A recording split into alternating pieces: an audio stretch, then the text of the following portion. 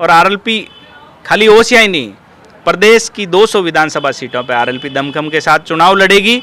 RLP चुनाव जीतने के लिए लड़ेगी, ना किसी को हराने के लिए। हमने वो भी देखा है कि हमारे ओसियां के अंदर लोगों को ये नहीं पता कि एमपी कौन है, यहाँ का सांसद कौन है। या लोगों के गाँव में आप पूछ रहे हैं, मैं मीडिया को ये पूछ रहा हूँ कि आप गाँव के लोगों को जाके पूछना कि आपका सांसद कौन है, ये नाम नहीं बता पाएंगे। किसी से यदि कुनबा नहीं संभल पा रहा हो तो बगावती तेवर के बुलबुले हमेशा उठेंगे। ये दिन फायरिंग, गोलियां, मर्डर, हत्याएं ये हो रही है, तो आप देख सकते हो कि पुलिस सिस्टम पूरी तरह से ख़त्म हो चुका है। पुलिस का जो एक भय होता था, आम जन में तो भय है, लेकिन अपराधियों में किसी प्रकार का कोई भय नहीं है। प्रशासनिक अमला पूरी तरह से फेल है। वही कलेक्टर यहाँ आए थे चेराई, बड़ी बड़ी बातें हाँक रहे थे, आज वो घर अंधेरे में बैठा है। तो आप समझ सकते हो किस प्रकार से प्रशासनिक फेलियर पूरे ज़िले के अंदर हालात है। ज़िले के अंदर बहुत बदतर हालात है। ये ज़िला मुख्यमंत्री जी का गृह जिला है, जिसके अंदर ये हालात हैं। नमस्कार दोस्तों, आज मैं फिर से एक नया एपिसोड ओसिया से लेकर आया हूँ। ओसिया विधानसभा से आपको पता होगा कि राजनीतिक क्षेत्र में अभी बहुत ही ज़्यादा गरमाया हुआ है, क्योंकि भाजपा की बात करें तो बहुत सारे चेहरे सामने आ रहे हैं और कांग्रेस से आपको पता ही है, लेकिन आरएलपी से क्या, उनके बारे में आज बात करते हैं। नमस्कार जी। नमस्कार जी, श्रवण जी चौधरी हमारे साथ में हैं, इनसे बात करते हैं। तो सबसे पहले मेरे को आप ये बताओ कि ओसिया में इस बार आरएलपी किस प्रकार क्या अंदाज लगा रही है? देखिए, ओसिया के अंदर आरएलपी मजबूती से चुनाव लड़ेगी। जवानों और किसानों का पूरा आशीर्वाद है आरएलपी के साथ, और ये आपको अभी देखने को भी मिल रहा है, क्योंकि हमारे 1 महीने के लिए जो सदस्यता अभियान चल रहा है उसके अंदर युवा, नौजवान, माताएं, बहनें सारे बढ़ चढ़ के हिस्सा ले रही है और मजबूती से सदस्यता अभियान को गति मिली हुई है। और पूरे प्रदेश के अंदर पुरजोर तरीके से सदस्य, आप देखो डे बाय डे जो आरएलपी का कुनबा है वो बढ़ता जा रहा है। तो इसे निश्चित रूप से आरएलपी मजबूत है और पूरे दमखम के साथ ओसिया में चुनाव लड़ेगी। जी, तो बात करते हैं ओसिया के विकास की। तो आप ओसिया विधानसभा में जितने भी छोटे मोटे गांव हैं, चाहे पिछड़ा गांव कोई भी हो, घूमे होंगे, तो आपने क्या विकास देखा, क्या हुआ है कुछ? देखिए, विकास की बात करें तो कांग्रेस बीजेपी दोनों का मिलाजुली का खेल है। आज़ादी के 75 साल बाद इस विधानसभा के अंदर पीने के पानी की समस्या से जूझ रही है विधानसभा। तो आप समझ सकते हो किस प्रकार का विकास हुआ।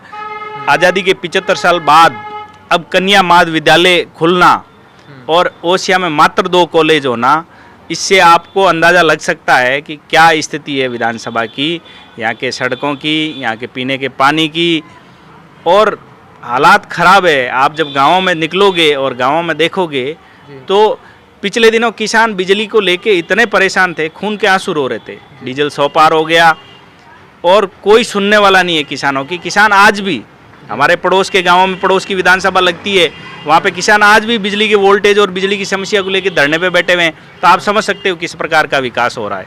जी, तो जैसे आपने बात करी कन्या महाविद्यालय तिमरी की, तो उनका जो विकास कार्य हुआ है, उनका आज वीडियो वायरल हो रहा है कि वो इतना मजबूत नहीं है। क्या ये आपने भी देखा है कुछ? देखिए, किसी से यदि कुनबा नहीं संभल पा रहा हो तो बगावती तेवर के बुलबुले हमेशा उठेंगे। और मैं तो उन लोगों को भी आह्वान करूंगा कि जहां आपका दम घुट रहा है वो आरएलपी के खुले मंच पे आए। ये आपकी अपनी पार्टी है, किसान जवानों की पार्टी है, 36 कौम की पार्टी। आप आए, कंधे से कंधा मिला के साथ चलेंगे और ओसिया के विकास के नए आयाम पे ले जाएंगे। जी, अब जैसे बात करें तो पिछली बार दिव्या जी का समर्थन किया था आरएलपी ने और उनकी वजह से ये सीट निकली है, लेकिन इस बार क्या कहीं ऐसा नहीं कि आरएलपी दिव्या जी को हराने के लिए किसी को समर्थन भी दे? देखिए, हमारा सिर्फ मोटो है कि आरएलपी पार्टी को मजबूती प्रदान करना, और आरएलपी पार्टी दमखम के साथ खुद चुनाव लड़ेगी। आरएलपी का अपना प्रत्याशी होगा और आरएलपी खाली ओसिया ही नहीं, प्रदेश की 200 विधानसभा सीटों पे आरएलपी दमखम के साथ चुनाव लड़ेगी। आरएलपी चुनाव जीतने के लिए लड़ेगी, ना किसी को हराने के लिए। आरएलपी पार्टी का प्रत्याशी जीतेगा। आम किसान के स्वाभिमान की बात करता है, किसान के दुख तकलीफ की बात करने वाली पार्टी है। यहाँ इनका आरएलपी, हमारा आरएलपी पार्टी का प्रत्याशी होगा जो मजबूती से यहाँ से चुनाव जीतेगा। जी, और इसके अलावा बात करते हैं अभी हाल ही में जो भी मुद्दे हुए हैं ओसिया में, जैसे बात करें चेराई का जघन्य हत्याकांड भी था, तो इसके अंदर ऐसी क्या नौबत आई कि परिवार को कुछ नहीं मिल पाया, और जो मिला वो बता रहे हैं कि सार्वजनिक चीज़ें हैं, सार्वजनिक भवन, ट्यूबवेल, टंकी, खेड़ी, इसके बारे में आप क्या कहोगे? बिल्कुल सही कहा कि जो पीड़ित परिवार था, हम धरने में बैठे थे, कुछ लोगों की वजह से उस पीड़ित परिवार को आर्थिक मुआवजा, आर्थिक सबल नहीं मिल पाया। ये बड़े दुख की बात है। हमने बार बार कहा था कि हमारे राष्ट्रीय लोकतांत्रिक पार्टी के सुप्रीमो के निर्देशानुसार हमारे एमएलए नारायण जी बेनीवाल, पुखराज जी, इंदिरा जी वहाँ बैठे थे। उन्होंने बोला कि हम सब लोग मिलके परिवार को 40 लाख की आर्थिक मदद जो है सहायता हम करना चाह रहे हैं। किन लोगों के कहने में परिवार के लोगों ने अपने स्टेटमेंट बदले, किन लोगों के बेखावे में आके, ये तो आपको धरातल पे पता ही है। कुछ लोग पंच पटेल बने हुए घूम रहे हैं, लेकिन इस प्रकार के गरीब परिवार की एक तरह से ये हत्या है। आप बताओ, मेरे घर के पास से यदि को रोड निकलती, अच्छी बात है, चलने के सबके काम आएगी, लेकिन परिवार को क्या मिला? भवन बनना चाहिए, शौचालय बनने चाहिए, विकास होना चाहिए, लेकिन जिस परिवार को आर्थिक मदद की जरूरत थी उसको 1 रुपया नहीं मिला। तो इस प्रकार से अनर्गल कोई आदमी ये झूठी वाह लेना चाहता है तो वो नहीं हो सकती। जनता सब जानती है कि उस परिवार को क्या मिला, क्या नहीं मिला। कि हम नहीं चाहते कि वहाँ किसी प्रकार की राजनीति हो, हमारा कोई मोटो नहीं था राजनीतिक। उस परिवार के लोगों ने बार बार आग्रह किया, तब हमारे एमएलए और मैं खुद वहाँ मौजूद था, हम लोग गए वहाँ, उनके कहने पे गए। लेकिन कुछ दूर दराज गांव ढाणियों से आए हुए लोग तो चाह रहे थे कि उनको आर्थिक सबल मिले, लेकिन परिवार के कुछ लोग, अलग विचारधारा से जुड़े लोग, जो कभी नहीं चाहते कि समाज का किसी गरीब परिवार, किसान परिवार का भला हो, उन लोगों ने वहाँ इस प्रकार की अनर्गल बातें की, और उन बातों की वजह से उस परिवार को आर्थिक सबल नहीं मिला। आज की तारीख में उस परिवार के घर पे लाइट नहीं है। आज आप देखो किस परिस्थिति में वो परिवार जी रहा है, खून के आंसू रो रहा है, उसको आर्थिक सबल नहीं मिला, उसके घर पे लाइट नहीं है, उसका घर पूरा जल के राख हो गया, पूरा परिवार उजड़ गया। इससे बड़ी दुख की बात क्या होगी? आपको दिख ही रहा है कि किस प्रकार से उन लोगों ने इस परिवार के साथ जो किया है, हो सकता है भगवान भी उनको माफ़ नहीं करें। तो उस समय एक बात चली थी कि हम इस परिवार के लिए सहायता राशि समाज के लोगों से एकत्रित नहीं करेंगे, तो ऐसी किसने कहा, या फिर ये क्या बात हुई? क्योंकि समाज तो देना चाह रहा है और समाज से लेना कोई गलत भी नहीं है। देखिए, बिल्कुल गलत नहीं है।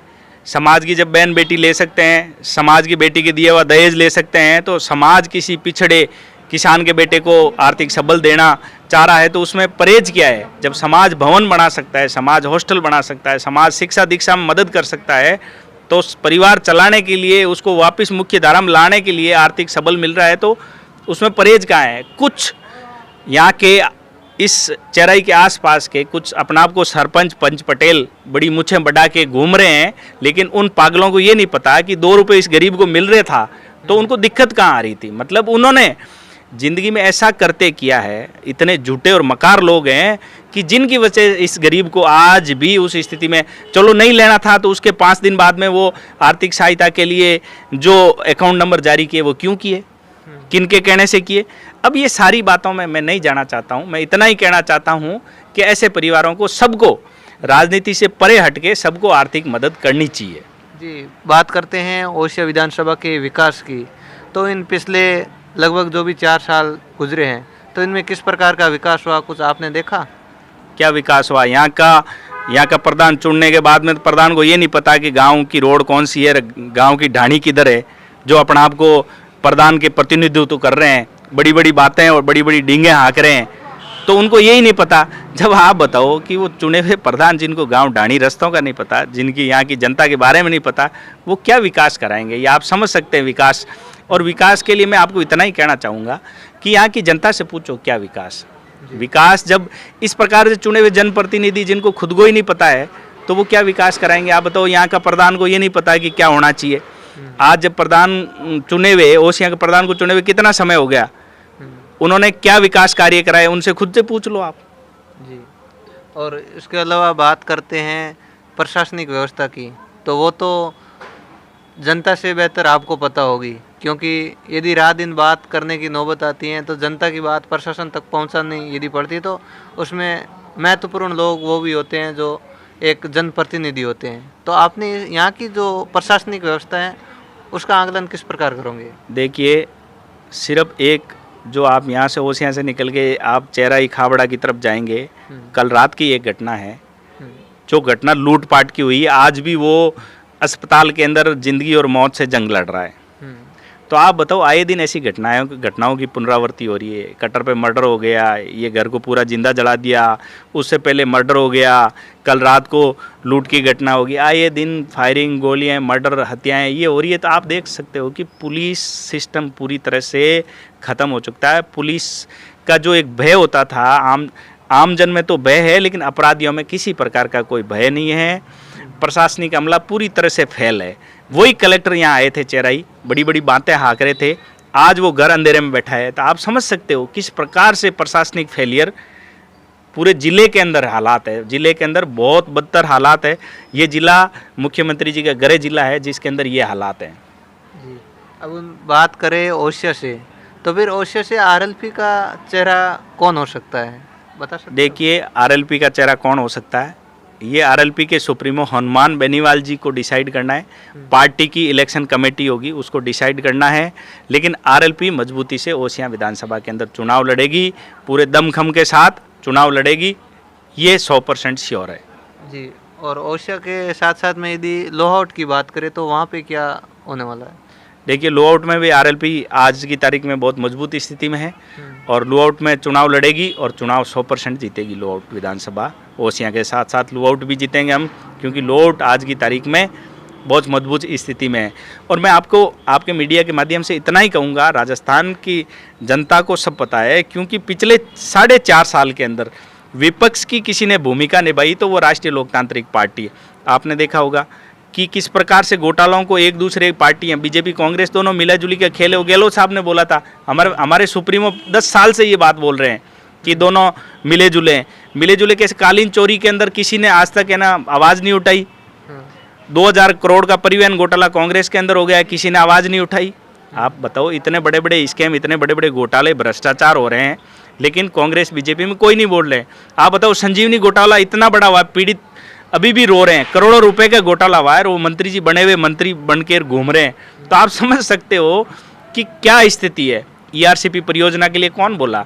आप बताओ, ईआरसीपी परियोजना के लिए नेताजी ने आवाज़ उठाई। नेताजी ने यह कहा कि टोल मुक्त राजस्थान, भ्रष्टाचार मुक्त राजस्थान, फ्री बिजली, हर खेत पानी, हर हाथ रोजगार। ये बात कौन कर रहा है? ये सिर्फ राष्ट्रीय लोकतांत्रिक पार्टी और पार्टी के सुप्रीमो कर रहे हैं। ये लोग जब बात विकास की करेंगे तो ये बात धर्म की करेंगे, जब बात विकास की करेंगे तो ये कुछ और ही बातें करेंगे। हाँ बताओ, इन्होंने तो पूरे देश में सिस्टम को पूरा प्राइवेटीकरण कर दिया। किस प्रकार से बेरोजगारी का आलम है, किस प्रकार से युवा आए दिन आत्महत्या कर रहे हैं या फिर हथियार उठा के घूम रहे हैं। क्यों घूम रहे हैं? इसके पीछे क्या है? ये सिर्फ और सिर्फ बेरोजगारी है। बेरोजगारी से त्रस्त युवा अलग अलग रास्तों पर भटक रहे हैं। उनको मुख्य धारा में लाने का काम कौन करेगी? सरकारें करेगी। सरकार रोजगार नहीं दे रही है, प्राइवेट कंपनियों को बेचा। आप बताओ, एयरपोर्ट बेच दिए, सारी चीज़ें बेच दी, इवन ये तो रेलवे तक का। हमने तो ये भी सुना है कि फूसा जैसे इंस्टीट्यूट जो दिल्ली में, उनको बेचने का काम है ना केंद्र की सरकारें कर रही है। और ये लोग, ये केंद्र की सरकार के मंत्री जिन्होंने करोड़ों रुपए के घोटाला कर, ये गरीब आदमी के 2-2 लाख रुपए इकट्ठे करके उसने कंपनी में पैसे अपनी इनकम के लिए लगाए थे, लेकिन आज वो खून के आंसू रो रहे हैं। संजीवनी जैसे घोटालों में कुछ नहीं हुआ। तो आप समझ सकते हो कि इनका मिला जुली का कैसे खेल चल रहा है।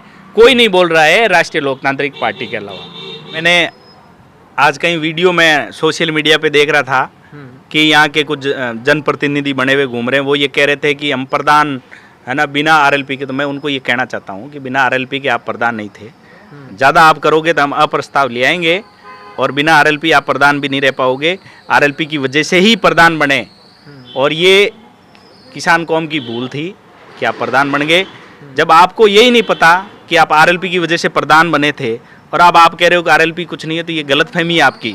और ये गलतफहमी 23 के अंदर निकल जाएगी। आपको इस प्रकार की गलतफहमी पालने की ज़रूरत नहीं है। मैं उन लोगों से इतना ही कहूँगा कि आप अपना नॉलेज बढ़ाओ। पंचायत समिति की कितनी सीटें कांग्रेस ने जीती थी, कितनी बीजेपी ने जीती और कितनी आरएलपी में जीती, किसकी वजह से आप प्रधान बने, ये सारी जनता जानती है, पूरा प्रदेश जानता है। इसलिए ऐसी गलतफहमी उन लोगों को नहीं पालनी चाहिए। जी, जैसे अब हाल ही में एक मामला हुआ था नागौर के अंदर, जो रेलवे का पुनर्विकास होना था स्टेशन का, तो उसके अंदर मोदी जी के भी नारे लगे थे, बेनीवाल जी भाषण दे रहे थे तो उस समय। तो ये क्या मामला हुआ? कुछ नहीं, 4 लड़के जाके नारे लगा रहे थे तो 23 के अंदर सीट वो चली जाएगी और पता ही नहीं लगेगा। और पिछली बार चुनाव में किसकी वजह से जीता था ये भी पता है, बीजेपी सीट कैसे जीती थी ये भी पता है। और है दम तो अब की बार देख लेना, जीत के दिखा देना नागौर।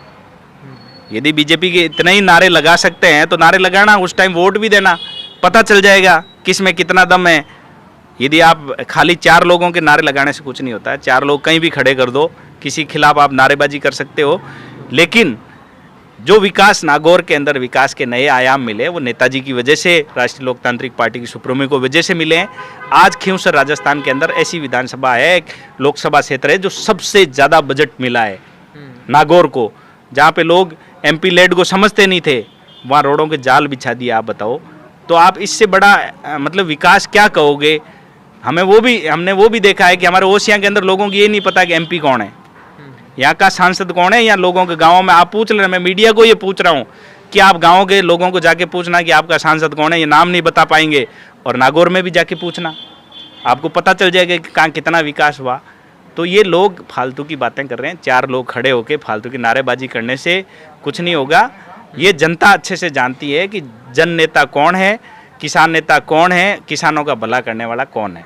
हाँ, तो बात आती है तो अभी देख सकते हो लाइट की जो कटौती है वो बहुत ज़्यादा हो रही है, मूंगफली की फसलें वगैरह पूरी जल के राख हो रही है, तो इसके ऊपर भी कोई आवाज़ नहीं उठा रहा है, ये क्या है।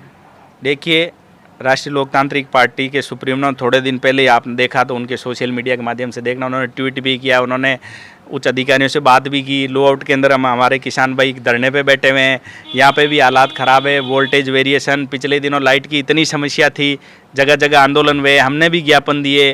काफ़ी सारे गांव थे जिनमें ये समस्या, लाइट की समस्या को लेकर आंदोलन हुए। ये सरकारें किसानों के लिए कुछ नहीं कर रही है, सिर्फ वोट बैंक की राजनीति कर रही है। मैं तो आपके चैनल के माध्यम से ये भी कहना चाहूँगा कि आप बचत, रात और बढ़त ये होगी कैसे जब किसान की आमदनी नहीं होगी। किसान के कमाई का जरिया क्या है, लाइट आएगी तभी तो खेती होगी। जब उनको लाइट नहीं मिलेगी, जब डीजल इतना महंगा मिलेगा, जब उनको खाद नहीं मिलेगी तो किसान कैसे बचेगा। आप बताओ, जब किसान नहीं बचेगा तो फिर क्या हालात होंगे। अब इस पे सरकार यदि नहीं चेतती है तो समय रहते नहीं चेतती है तो फिर देखेंगे। लाइट को लेके भी हो सकता है कि हम बड़ा आंदोलन करें, क्योंकि हमें ये सब कुछ RLP पार्टी को ही करना है। ये लोग सिर्फ वोट के लिए बातें करते हैं। जब आप बीजेपी से बात करोगे तो धर्म की बात करेंगे, वो ये नहीं कहेंगे किसान खून के आंसू रो रहे लाइट के लिए, वो बात नहीं करेंगे। जब बात आप विकास की उनसे करोगे तो वो कुछ और ही बात करेंगे। इनको घोटाले करने आते हैं और इनको धर्म की राजनीति करनी आती है। इनको ये नहीं पता है कि विकास, किसान, जवान, गरीब और उनके साथ क्या होना चाहिए, उनको कैसे सबल मिले, उनकी कैसे आमदनी डबल हो, कैसे उनको रोजगार मिले, इस बातों पे वो कोई अमल नहीं करेंगे। हाँ, तो पिछले दिनों हमने देखा नरेंद्र जी मोदी का प्लान था नागौर में जनसभा करने का, और फिर नागौर की बजाय उन्होंने सीकर में जनसभा की।